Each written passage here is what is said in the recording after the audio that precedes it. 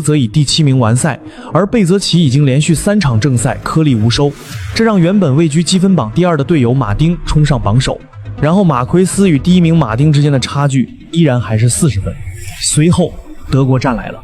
萨克森林赛道是马奎斯的王国，他曾在这里赢下了恐怖的9场胜利。这个周末排位赛率先成为整场大戏的预演。阿普利亚的贝泽奇在短短4站内从天堂坠入地狱，他在排位赛摔断锁骨，连夜飞回意大利手术，也就是说他已经连续第4场正赛颗粒无收。